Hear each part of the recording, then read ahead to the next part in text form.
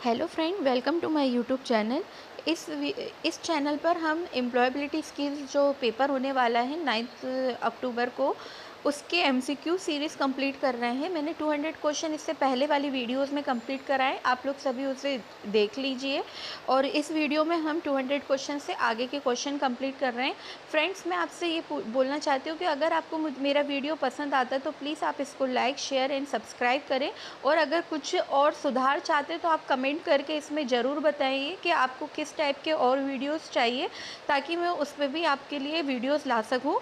और फ्रेंड्स, आप प्लीज़ मेरे चैनल को शेयर, सब्सक्राइब और लाइक्स ज़रूर करिए और कमेंट करके ज़रूर बताइए कि आपको ये वीडियो एमसीक्यू सीरीज़ कैसी लगी। आगे के क्वेश्चंस हम अभी इस वीडियो में कंप्लीट कर रहे हैं।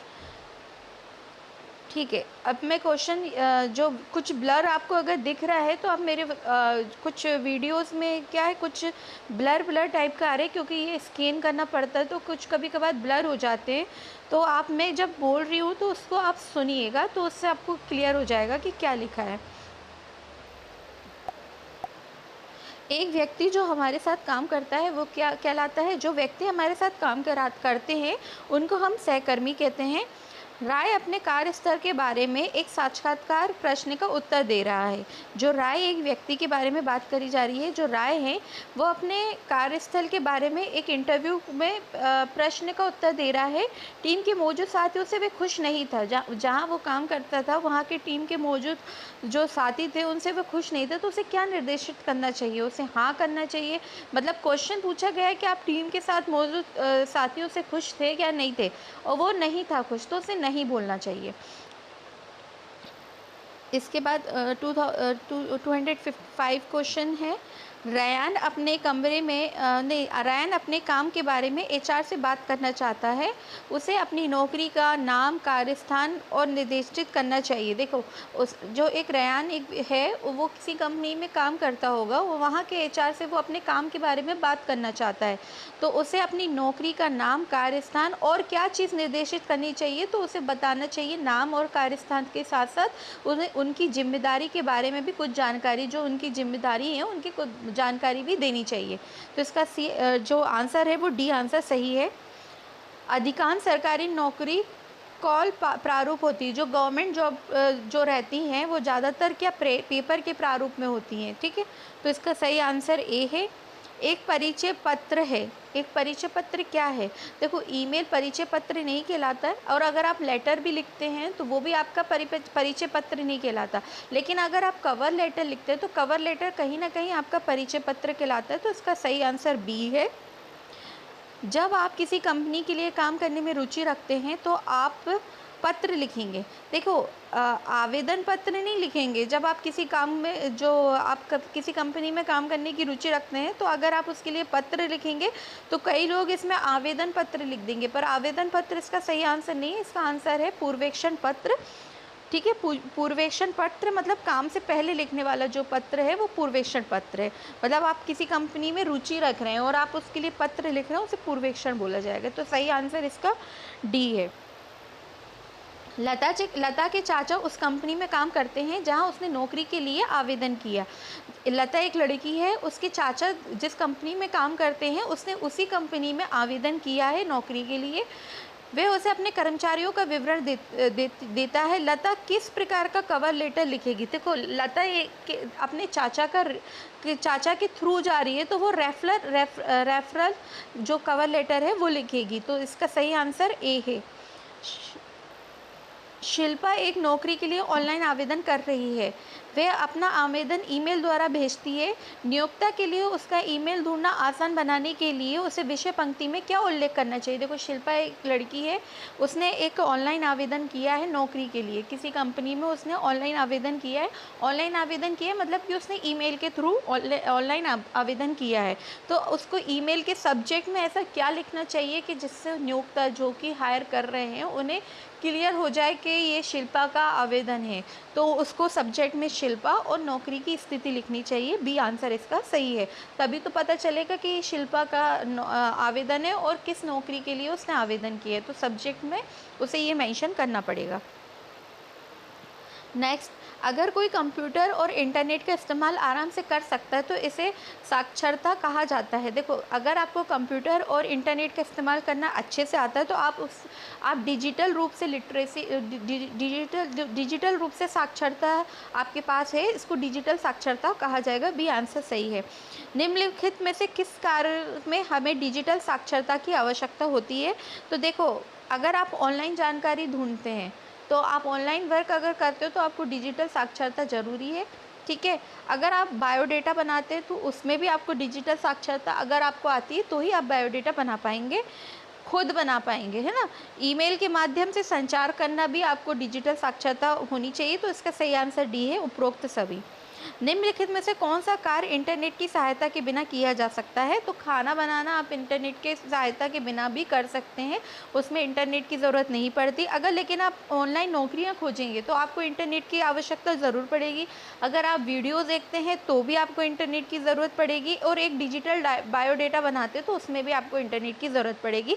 तो इसमें पूछा था कि कौन सा काम जो है वो इंटरनेट के बिना कर सकते हैं, तो खाना बनाना इसका सही आंसर है। राइट आंसर खाना बनाना है। कृष्णा एक शिक्षक है, वो ऑनलाइन कक्षा संचालित करना चाहता है, वे इनमें से किस उपकरण का उपयोग कर सकता है? तो शिक्षक जो कृष्णा है उसको ऑनलाइन क्लासेस लेनी है, तो उसको क्या चीज़ की ज़रूरत पड़ेगी ऑनलाइन क्लासेस लेने के लिए? तो सबसे पहले उसको कंप्यूटर की तो ज़रूरत पड़ेगी। अगर उसके पास कंप्यूटर है तो वो ऑनलाइन क्लासेस ले सकता है। अगर कंप्यूटर नहीं है तो वो लैपटॉप के थ्रू भी ले सकता है, और अगर लैपटॉप नहीं है तो वो टैबलेट के थ्रू भी ले सकता है। टैबलेट जो लैपटॉप के वो लैपटॉप जैसे मोबाइल जैसा जो फॉर्म में आता है, मोबाइल फॉर्म में जो आता है टैबलेट, उसके थ्रू भी वो ले सकता है। तो इसका सही आंसर डी है, उपरोक्त सभी। किसी से भी वो ऑनलाइन क्लासेस ले सकता है। सलीम को काम में आवश्यक डिजिटल कौशल के बारे में बात करनी की ज़रूरत है। सलीम को काम में आवश्यक डिजिटल कौशल के बारे में बात करने की ज़रूरत है। इनमें से किस कार्य के लिए डिजिटल कौशल की आवश्यकता होती है? देखो, एक सलीम है, उनको इसमें डायरेक्ट क्वेश्चन देखो इसमें क्या पूछा है कि एक सलीम है जो कि काम में ना डिजिटल कौशल के बारे में उसको ज़रूरत पड़ती होगी। तो इनने पूछा है ऐसा इनमें से क्या चीज़ है जिसमें डिजिटल मतलब डिजिटल कौशल आपको आना चाहिए। तो ईमेल और चैट के माध्यम से संचार करने में भी आपको डिजिटल कौशल की ज़रूरत पड़ती है। दस्तावेज़ और कार्यपत्रक बनाना, मतलब आपको डॉक्यूमेंट्स बनाना या कार्यपत्रक बनाने में भी आपको डिजिटल की ज़रूरत पड़ती है, डिजिटल कौशल आपको आना चाहिए। वर्कशीट बनाते हैं या संपादित करना भी में भी आपको डिजिटल कौशल की आवश्यकता पड़ती है। तो इसका सही आंसर उपरोक्त सभी है, डी इसका आंसर सही है। निम्नलिखित में से कौन सा डेस्कटॉप कंप्यूटर का हिस्सा नहीं है? देखो, कंप्यूटर के जो डेस्कटॉप है उसका हिस्सा कौन सा नहीं है? तो मॉनिटर डेस्कटॉप का हिस्सा होता है, वेब कैमरा जिससे आप वीडियो कॉल करते हो तो वो भी डेस्कटॉप का हिस्सा है, पर एंटीना जो है वो डेस्कटॉप का हिस्सा नहीं है, और माउस भी डेस्कटॉप का हिस्सा है। तो इसका सही आंसर बी है, एंटीना, क्योंकि इनने हिस्सा नहीं है पूछा था कंप्यूटर का, तो इसका सही आंसर बी है। सीपीयू का मतलब क्या है? सीपीयू का फुल फॉर्म पूछ रहा है, तो सीपीयू का full form central processing unit है। सी आंसर इसका सही है। कंप्यूटर का मस्तिष्क भी सीपीयू को बोला जाता है, तो इसका सही आंसर डी है, सेंट्रल प्रोसेसिंग यूनिट। सैफीना अपने दोस्त से वीडियो कॉल पर बात करना चाहती है, डेस्कटॉप कंप्यूटर में निम्नलिखित में से उसे क्या आवश्यक होगा? जब भी आपको वीडियो पर बात करनी रहेगी तो आपको वेब कैमरे की आवश्यकता पड़ेगी, तो इसका सही आंसर डी है, वेब कैमरे की ज़रूरत पड़ेगी। ठीक है। रश्मि ने अभी अभी एक नया लैपटॉप खरीदा क्योंकि उसके कंप्यूटर ने काम करना बंद कर दिया था। लैपटॉप का कौन सा भाग माउस के समान कार्य करता है? देखो, जैसे आप पर्सनल कंप्यूटर चलाते हैं तो माउस एक अलग से भी रहता है, आप जिसको चलाते हो, लेकिन लैपटॉप का जो आप कर्सर जो आप करते हैं ना, इधर उधर आप जो करते हो उसको ट्रैक पैड कहा जाता है। ट्रैक पैड जो नीचे की तरफ बना रहता है स्क्वायर शेप में या जो भी, तो उसको आप ट्रैक पैड बोलते हैं। तो इसका सही आंसर ट्रैक पैड है। डेस्कटॉप कंप्यूटर का उपयोग करते समय पावर बटन आमतौर पर कहाँ मौजूद होता है? तो इन्हें डेस्कटॉप कंप्यूटर की बात कही है। डेस्कटॉप कंप्यूटर यानी पर्सनल कंप्यूटर जो उस टाइप से है, तो उसका पावर बटन सीपीयू पे होता है। ठीक है, लैपटॉप की बात नहीं करिए, डेस्कटॉप की बात करिए। ठीक है। डैश कंप्यूटर को बंद करने के लिए सबसे अधिक इस्तेमाल किया जाने वाला शब्द क्या है? तो अपन जब भी कहते हैं ना कि कंप्यूटर को शट डाउन कर दो, तो अगर कंप्यूटर को बंद करना है तो सबसे अधिक इस्तेमाल किए जाने वाला शब्द जो है वो शट डाउन है। सही आंसर सी है। निम्नलिखित में से किस डिवाइस को ब्लूटूथ का उपयोग करके कनेक्ट किया जा सकता है? तो माउस अगर आप ब्लूटूथ के थ्रू कनेक्ट करके चला सकते हैं, जैसे वायरलेस जो माउस आते हैं उसे ब्लूटूथ से ही कनेक्ट करना पड़ता है। ईयरफोन भी आप ब्लूटूथ से कनेक्ट कर सकते हैं और स्पीकर भी आप ब्लूटूथ से कनेक्ट कर सकते हैं। तो इसका सही आंसर डी है, उपरोक्त सभी। सोनू एक डिवाइस को वायरलेस तरीके से कंप्यूटर से कनेक्ट करना चाहता है, वे किस तकनीक का उपयोग कर सकता है? तो उसको ब्लूटूथ का यूज़ करना पड़ेगा। अगर वायरलेस आपको डिवाइस से कनेक्ट करना है तो आपको ब्लूटूथ के थ्रू कनेक्ट करना पड़ेगा कंप्यूटर से। राजेश को ब्लूटूथ का उपयोग करके एयरफोन से कनेक्ट करना नहीं आता है, वे क्या कर सकता है? तो अगर आपको कुछ भी ऐसा कंप्यूटर से वर्क नहीं आता है तो आप उसको गूगल सर्च करके प्रयोग कर सकते हो। तो इसका सही आंसर गूगल सर्च का प्रयोग करें, ये आंसर सही है। डैश वे सॉफ्टवेयर है जो कंप्यूटर में डाला जाता है ताकि कोई इसका उपयोग ना करे, ताकि कोई इसका उपयोग कर सके, ना करे नहीं, इसका उपयोग कर सके। देखो सॉफ्टवेयर जो रहते हैं वो कई टाइप के रहते हैं और जो कंप्यूटर में डाले जाते हैं, तो इसका सही आंसर देखा जाए तो ऑपरेटिंग सिस्टम है। ऑपरेटिंग सिस्टम एक सॉफ्टवेयर है जो कंप्यूटर में डाला जाता है, ठीक है, ताकि इसका उपयोग कर सकें, ठीक है। तो इसका सही आंसर ए है। निम्नलिखित में से कौन सा आम ऑपरेटिंग सिस्टम है? देखो प्रिंटर कोई ऑपरेटिंग सिस्टम नहीं है, MS ऑफिस भी ऑपरेटिंग सिस्टम नहीं है, ना राउटर है। विंडोज़ ऑपरेटिंग सिस्टम है। आप कभी देखना लैपटॉप आप चालू करेंगे तो उसमें लिखा आता है कि आपके लैपटॉप पे कौन सा ऑपरेटिंग सिस्टम है, तो विंडोज़ ऑपरेटिंग सिस्टम है। तो इसका सही आंसर विंडोज़ है। OS का फुल फॉर्म क्या है? तो ऑपरेटिंग सिस्टम। सही आंसर इसका ए है, ऑपरेटिंग सिस्टम OS का फुल फॉर्म है। रिया को नहीं पता उसके लैपटॉप में विंडोज़ का कौन सा संस्करण स्थापित है, वे संस्करण की पहचान कैसे कर सकती है? तो देखना आप कभी भी जब लैपटॉप चालू करेंगे, शुरुआत की स्क्रीन को देखेंगे तो उसमें आपको ऑपरेटिंग सिस्टम का नाम लिखा रहता है। तो इसका बी आंसर सही है। शुरुआती स्क्रीन को देखकर आप पता लगा सकते हैं कि आपके लैपटॉप में कौन सा विंडोज़ का संस्करण उपलब्ध है। नया जल्दी से एक फ़ाइल खोजना चाहता है, वे किस सुविधा का उपयोग कर सकता है? तो वो खोजने के लिए यहाँ टाइप करे पे क्लिक करें, जैसे नीचे लिखा रहता है सर्च हियर, तो वहाँ पे वो क्लिक करके और जो फाइल खोजना चाहता है उसे टाइप कर सकते हैं। तो ये आंसर इसका सही है। कंप्यूटर पर इनमें से किस एप्लीकेशन का उपयोग करके एक फ़ाइल बनाई जा सकती है? जैसे आपको कोई फ़ाइल बनानी है तो आप किस एप्लीकेशन का उपयोग कर सकते हैं? तो MS वर्ड पे भी आप फाइल बना सकते हैं, MS एक्सेल पे भी बना सकते हैं, MS पावर पॉइंट पे भी बना सकते हैं। तो इसका सही आंसर डी है, उपयुक्त सभी। किसी फाइल को कॉपी करने के लिए शॉर्टकट कुंजी होती है, मतलब कुछ शॉर्टकट कीज़ रहती हैं जिसका आप यूज़ करके कंप्यूटर में जल्दी से काम कर सकते हैं। तो अगर आपको कोई भी फाइल अगर आपको कॉपी करना है तो आप कंट्रोल सी, इसमें क्या सेव करने के लिए बोला है, किसी फाइल को सेव करने के लिए कौन सी कुंजी यूज़ करनी है? तो अगर आपको कोई फाइल बनाई है और अगर आपको उसको सेव करना है तो कंट्रोल S का आप यूज़ करेंगे। तो सही आंसर ए है, कंट्रोल S। किसी फाइल को अगर कॉपी करनी है तो कंट्रोल C करेंगे, अगर आप फाइल को कंट्रोल C करेंगे। अगर पेस्ट करना रहता है तो कंट्रोल V करते हैं, प्रिंट करना रहता है तो कंट्रोल P करते हैं, ठीक है, कट करना रहता है तो कंट्रोल X करते हैं, ठीक है। तो ये सारे ऑप्शन मैंने बता दिए। जैसे कंट्रोल S करेंगे तो आप फाइल को जब आपको सेव करना है तो कंट्रोल S करेंगे। अगर कोई भी फाइल आपको कट करनी है तो आप कंट्रोल X करेंगे। अगर आपने कोई भी फाइल आपको कहीं पेस्ट करनी है तो आप कंट्रोल V करेंगे, कंट्रोल P नहीं करेंगे, कंट्रोल V करेंगे। लेकिन अगर वही फाइल का आपको प्रिंट चाहिए तो कंट्रोल P करेंगे, ठीक है। निमन अपने लैपटॉप पर फाइलों को एक स्थान से दूसरे स्थान पर स्थानांतरण मतलब ट्रांसफ़र करना चाहती है। ऐसा करने के लिए निम्नलिखित में से क्या किया जा सकता है? तो फाइल का चयन करें, जो भी फाइल अगर उसको ट्रांसफ़र करनी है। इसे पेस्ट करने के लिए पहले कंट्रोल X करें, मतलब वहाँ से कट करें और कंट्रोल V दबाएं, यानी जहाँ पेस्ट करना है वहाँ पे कंट्रोल V दबा दें, ठीक है। तो बी आंसर इसका सही है। कृपा अपने सिस्टम पर जानकारी सुरक्षित रखना चाहती है। कंप्यूटर पर वे जानकारी सहेजने के लिए निम्नलिखित में से कौन सा सुरक्षित तरीका है? देखो कृपा एक लड़की है, वो अपने सिस्टम पर जो उसका सिस्टम है उसमें कुछ फाइल्स होंगी या जो भी है उसको वो सेव करना चाहती है, सुरक्षित रखना चाहती है, सिक्योर रखना चाहती है। तो वो अपने कंप्यूटर में ऐसा क्या कर सकती है जिससे उसकी फाइल सिक्योर रहे? तो अपने कंप्यूटर के लिए एक मजबूत पासवर्ड सेट कर सकती है। ऑब्वियसली बात है, एक पासवर्ड आप सेट कर लोगे जो आपको पता रहेगा, तो उससे आपकी जो भी जानकारी है वो सुरक्षित रहेगी, सिक्योर रहेगी। लगेगी। जब आप अपने कंप्यूटर का उपयोग नहीं कर रहे हैं तो उसे हमेशा लॉक करके रखें, मतलब बंद करके रखें, क्योंकि आप जब ओपन करेंगे तो वो पासवर्ड मांगेगा। अपनी फ़ाइल का स्पष्ट नाम से सहेजें, मतलब फ़ाइल का एक स्पष्ट नाम भी होना चाहिए। अगर आपने फ़ाइल ऐसे ही सेव कर दी तो आप खुद भी नहीं ढूंढ पाएंगे, क्योंकि ऐसे बहुत सारी फ़ाइल रहती है। अगर आपने उसको प्रॉपर एक नेमिंग के उसमें रखा है तो आप इजीली आप ढूंढ सकते हो। तो इसका आंसर डी है, उपरोक्त सभी।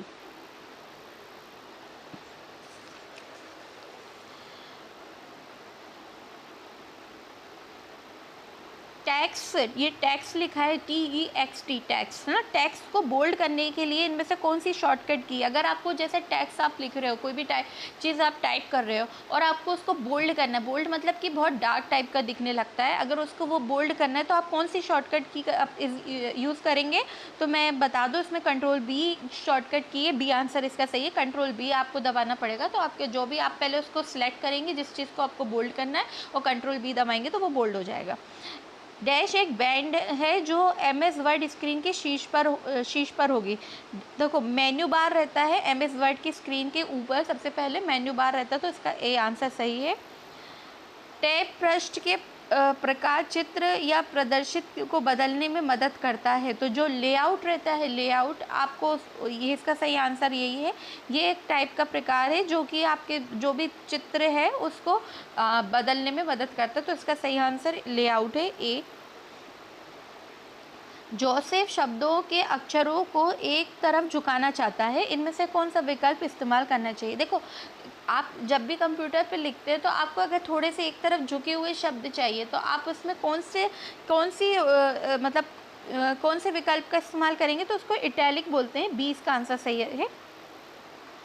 अमीरा अपने दस्तावेज के शीर्षक को रेखांकित करना चाहती है, ठीक है, मतलब कि रेखांकित मतलब कि अंडरलाइन करना चाहती है। जो शीर्षक उसने लिखा है, मतलब कि जो उसने सबसे ऊपर कुछ भी लिखा होगा उसको वो अंडरलाइन करना चाहती है। तो उसको कौन सी शॉर्ट की का उपयोग करना करेगा? तो वो Ctrl+U का उपयोग करेगी। सी आंसर सही है इसका।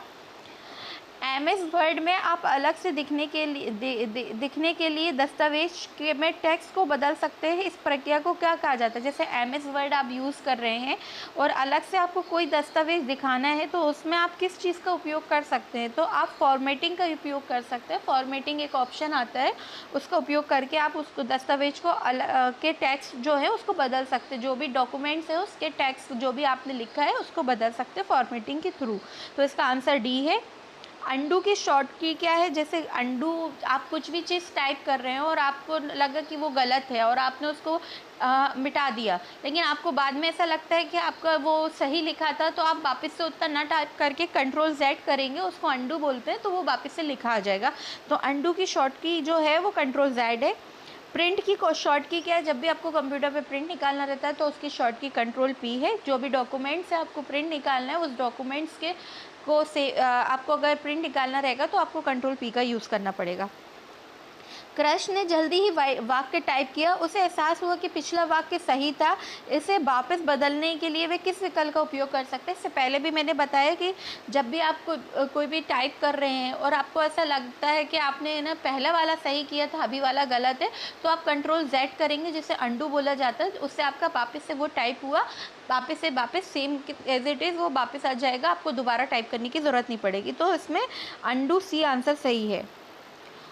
पॉल एक प्रोजेक्ट के अपने वर्ड डॉक्यूमेंट को सेव करना चाहता है। उसे सभी ऑफिशियल डॉक्यूमेंट्स के लिए किस लेआउट का प्रारूप का उपयोग करना पड़ेगा? तो उसको कट का उपयोग करना पड़ेगा। लेआउट प्रारूप जो है उसको कट का उपयोग करना पड़ेगा। तो इसका आंसर सी है। किसी डैश बड़ी मात्रा में डेटा को आसान और समझने योग्य तरीका व्यवस्थित करने का एक उपकरण है। देखो, MS एक्सेल जो रहता है उसमें आप बड़ी मात्रा में जो भी डेटा है उसको आप आसान और समझने के तरीके के से व्यवस्थित कर सकते हैं। तो MS एक्सेल में भी अपन फाइल्स वगैरह बनाते हैं और जो बड़ी मात्रा, मतलब बड़े डॉक्यूमेंटेशन रहता है, बहुत लंबी फाइल्स बनानी रहती है, तो वो MS एक्सेल पे बनाई जाती है। तो इसका सही आंसर ए है। एक्सेल का उपयोग करके निम्नलिखित में से क्या किया जा सकता है? दस्तावेज़ को सुरक्षित रखा जा सकता है, दस्तावेज़ रखे जा सकते हैं। इसमें संख्याओं की के साथ जटिल गणनाएँ भी कर सकते हैं, मतलब आप एडिशन, सब्सट्रैक्शन, मल्टीप्लिकेशन जैसे कुछ करना है फ़ाइल में तो आप कर सकते हैं, तो ये भी सही है। दस्तावेज़ प्रिंट भी कर सकते हैं, जो भी आप फाइल बना रहे हो एमएस एक्सेल पे, उसको आप प्रिंट में भी ले सकते हो, तो इसका सही आंसर डी है। एक्सेल वर्कशीट में प्रत्येक नए पेज को कहा जाता है, जैसे अगर एक्सेल आप बना रहे हो और अगर आपने एक शीट बनाई और अगर दूसरी शीट बनानी पड़ती है तो वो नया पेज कहलाता है, तो इसका सही आंसर शीट है। हर्ष ने ऊपर से नीचे तक सेल की एक पंक्ति का चयन किया, तो उसने एक चेन किया। देखो सेल होते हैं, रोज होते हैं, कॉलम्स होते हैं, तो अगर जैसे सेल रहते तो सबसे ऊपर एक्सेल में ए बी सी ऐसे करके सेल बने रहते हैं, तो उसने अगर एक सेल को चूज़ किया है तो यानी कि उसने पूरा एक कॉलम को चूज़ किया है। ठीक है, कॉलम बिल्कुल ऐसे कॉलम रहता है, वो आप एक्सेल देखोगे उसमें आपको क्लियर समझ में आ जाएगा, तो इसका सही आंसर सी है। मोहित एक सेल से दूसरी सेल में जाना चाहता है। वे कीबोर्ड पर डैश का उपयोग करके ऐसा कर सकता है। तो देखो अगर आपको एक सेल से दूसरे सेल में जाना है तो आपको एरो की का यूज़ करना पड़ेगा। जो एरो की नीचे दी रहती है ना कीबोर्ड में, ऊपर नीचे लेफ़्ट राइट ऐसे, वो एरो की का यूज़ करना पड़ेगा, तो बी आंसर सही है। जब हम इस फंक्शन का उपयोग करते हैं तो क्या होता है? देखो इसके आगे क्या लिखा है, SUM सम B4 G4, तो इसका मतलब क्या है कि आप जो B4 सेल है और G4 सेल है उसको आपको जोड़ना है, तो सेल B4 से G4 की संख्या को जोड़ना, सम लिखा है इसलिए सम होना यानी जोड़ना है, तो इसका ए आंसर सही है। ये एक्सेल में इसी टाइप से अगर आपको सम करना पड़ता है तो इसी टाइप से लिख के आपको सम करना पड़ता है।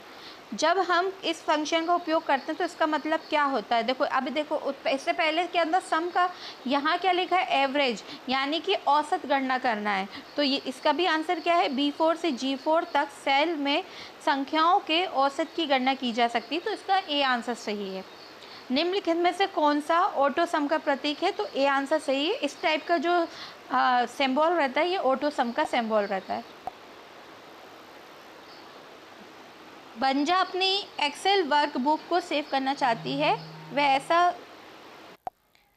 वंजा अपनी एक्सेल वर्कबुक को सेव करना चाहती है, वह ऐसे कैसे कर सकती है? तो देखो जब भी आपको एक्सेल वर्कबुक को सेव करना रहता है तो कंट्रोल के साथ एस दबाकर आप एक्सेल वर्कबुक को सेव कर सकते हैं, तो इसका आंसर क्या है, बी कीबोर्ड पर कंट्रोल एस दबाकर। त्रिशा ने ई कॉलम और पंक्ति 5 में एक संख्या दर्ज की, उस सेल का क्या है?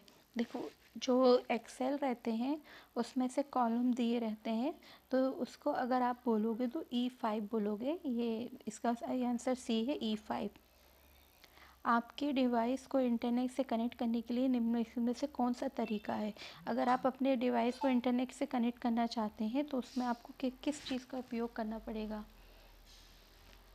अगर आप जैसे कभी भी आपको इंटरनेट से कनेक्ट करना रहता है तो मोबाइल डेटा कनेक्शन का उपयोग कर सकते हैं या वाईफाई का उपयोग कर सकते हैं। ठीक है, इसका आंसर बी है। निम्नलिखित में से कौन सा कार्य इंटरनेट का उपयोग करके किया जा सकता है? तो देखो जॉब ओपनिंग के बारे में जानकारी अगर आप चाहते हैं तो वो इंटरनेट के थ्रू कर सकते हैं। एक डिजिटल बायोडेटा बनाना और विभिन्न कंपनियों को भेजना भी आप कर सकते हैं। हमें कुशल बनाने के लिए कोई भी चीज़ सीखना, ये भी आप इंटरनेट पे दे सकते हैं, तो इसका सही आंसर डी है।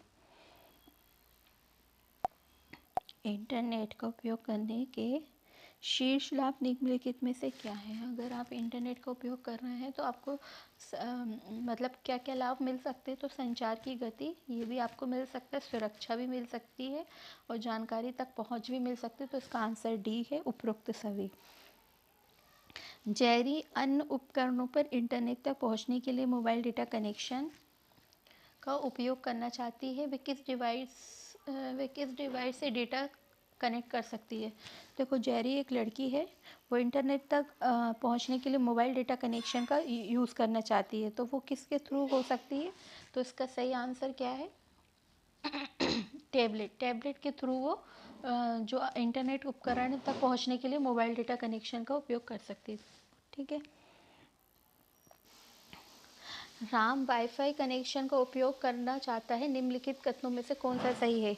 किसी भी वाईफ़ाई कनेक्शन से कनेक्ट करें जिससे आप परिचित हो, यही इसका आंसर सही है कि जो ऐसा कोई भी वाईफ़ाई कनेक्शन से आप कनेक्ट करें जिससे आप परिचित हो। बाकी इसके अदर क्या है, अपने डिवाइस को किसी भी वाईफ़ाई कनेक्शन से कनेक्ट करें जिससे आप अपरिचित हैं। जिससे आप परिचित नहीं हैं उससे आप कनेक्ट नहीं करो। किसी भी वाईफ़ाई कनेक्शन से कनेक्ट ना करें जिसका पासवर्ड की आवश्यकता या सुरक्षित नहीं हो सकता। देखिए, किसी भी वाईफ़ाई कनेक्शन से कनेक्ट नहीं